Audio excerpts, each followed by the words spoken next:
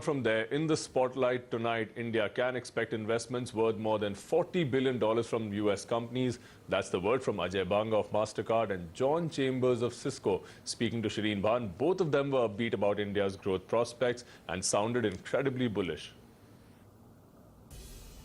The US IBC had pegged a number of $41 to $48 billion in terms of FDI inflows from US investors in US companies into India. You've been here now in India over the last few days. You've heard the Prime Minister. You've seen what's happening at the Make in India week. Do you feel confident of being able to achieve those numbers? Well, the first thing is that one was on a street, and you asked me to make an estimate on a street side. I'm actually sitting in a room, and I can tell you we're actually getting there. So the number we talked about was we had polled 15% of our membership base, and they'd come back with between $41–42 billion of investments coming in over the next few years. Yeah, 3 to 5. Yeah, have you already got 14 in the first year?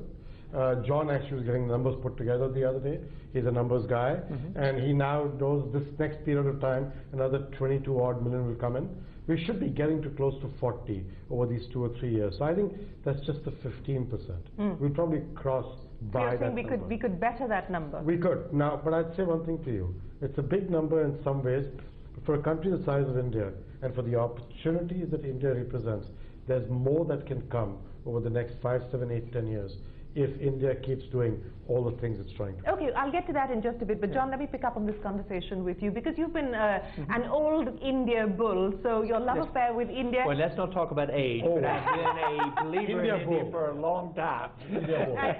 and the love affair has only intensified? It has. You worded it very well. 10 years ago, we bet on India as our second world headquarters. 18 months ago, we said that if you're going to bet on one emerging market in the world, it should be India, and a lot of people hesitated when we said that.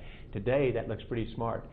Today, however, we're betting again. We're doubling down one more time on India, and we announced our manufacturing growth here in India, and we said we're going to be committing to manufacturing. We've completely aligned with the digital agenda of the Prime Minister. And if you watch, India is further ahead than any major large country in terms of what a digital India means in terms of GDP growth, job creation, inclusion, smart cities, how you change the economy, how you become a startup India, how you become perhaps the one country in the world that really grows GDP growth at 7 to perhaps 10 or 11% and does so not at the expense of the environment.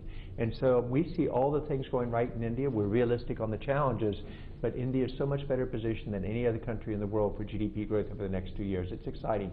So yes, the love affair is actually intensifying and getting stronger.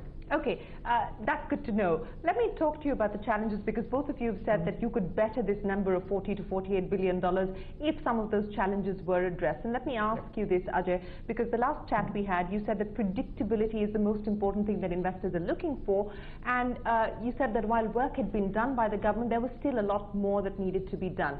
I ask you this in the context of the development of the day, which is Vodafone being sent a tax reminder by the Indian Tax Department and putting out a very strong statement. In fact, Vodafone says that there's a disconnect between the Tax Department and what the government says and does, because the Prime Minister, speaking in Mumbai, promised that the government will end tax terrorism. There will be no going back to the days of retrospective taxation.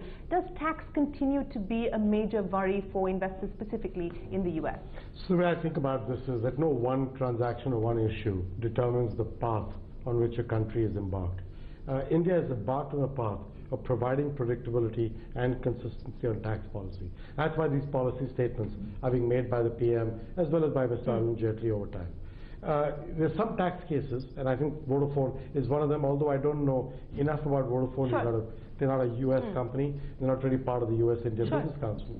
But they are... So you're saying that this is not so much of an issue any longer as far as US investors are concerned? We would love to see GST go through, because that will enable enormous capabilities for companies in the space. I would love to get that to happen. But I think on the whole, we're quite satisfied with the fact that the Prime Minister has made remarks about not going forward in retrospective.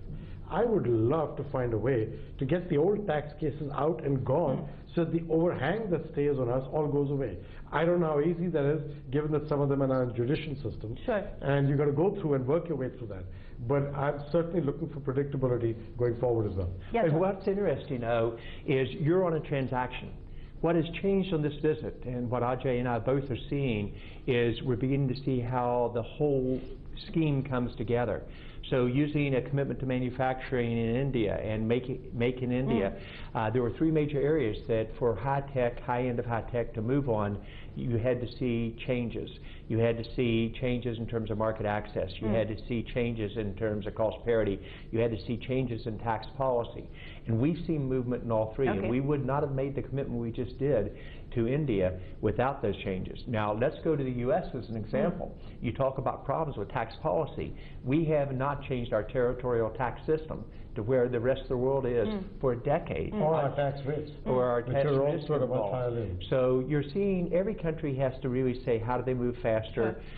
We've seen dramatic change in our visits here in every single one of the meetings without exception, and I'm more bullish on India now than I ever been. Yeah, Do they still sure. have to move fast? We Yes. do. I mean, look, we're all voting with our wallets and our thinking. Yeah. So he's investing by setting up a manufacturing facility in Pune. We've bought two companies over the last 1 year, put in $250 million, actually in Pune and in Baroda or Vadodara, and all our mobile payments technology development globally is now happening in India. 12% of my employees are now in India. It was 2% 7 years ago. So I think you can see that while nothing's perfect and no landing strip is perfectly paved, we're landing planes. So you're pleased with the pace of change that's taking place at this point in time? I would love every change to be faster, Absolutely. as it is inside our company Sure. and as it is everywhere else. But there's real movement, Okay. and there's real direction, and there's real sincerity and transparency of purpose. But I Okay. think more important, anyone knows as a leader of a company, if you move fast without putting process behind it, it fails. And one of the reasons digitization does not work within a country or within a company is you don't change the organization structure. You don't Sure. make things in place so as you go fast you can really scale. You're seeing India do that in each of the categories. The key takeaway for me from the Prime Minister's speech at Make in India was very basic. He said, you take one step forward, we'll take the next two for you. Every meeting we were in, every one of the government leaders, interestingly enough, said, what are the three things that we can do better? And you see them moving with the speed that I wish other governments around the world would do. Sometimes nations, when you change, the most hesitant ones are people who are saying, India's always moved slow. Why is this different? And I think India has a chance to leapfrog its competitors, and I think it has a chance to be known, instead of for always being a slow follower, perhaps to be the fast innovator and leader. And Okay. again, repeating this common theme, we got that even more. The US IBC, Ajay and I are probably in agreement. We could do more in the next 5 years in terms of a true partnership between our businesses in India and the US and our governments than we have in the last 40. Okay. And so that's the opportunity in front of us. So since we're talking about the partnership between the US and India, Ambassador Richard Verma, the US Ambassador to India, has said that 2015 has been a transformative year for India-US relationship. That $500 billion bilateral trade ambition between the two countries. And he believes that we're perhaps closer to that number than we imagine or expect today. John, how do you see the next steps in order to be able to achieve that number? First, I think we're going to look back and say that number was too conservative. I think the steps are that India... Given where we are today, really? Even where we are today. And the steps are changing with such tremendous speed. When you have a country growing at 7% GDP growth, and probably no other country in the world is growing even at 5%, and you're talking about going to double digits, and you have an ability to partner between the business communities and the government communities, then I think you're going to see an acceleration actually occur. And so this is why you're going to see, if you haven't already bet on India, you may have missed the bus. But the two coming together, I think, will actually accelerate. So it's much like digitization. When we said it's a chance to grow an economy by 1 to 3 points extra GDP growth, everybody thought that was too aggressive. That's probably going to be conservative.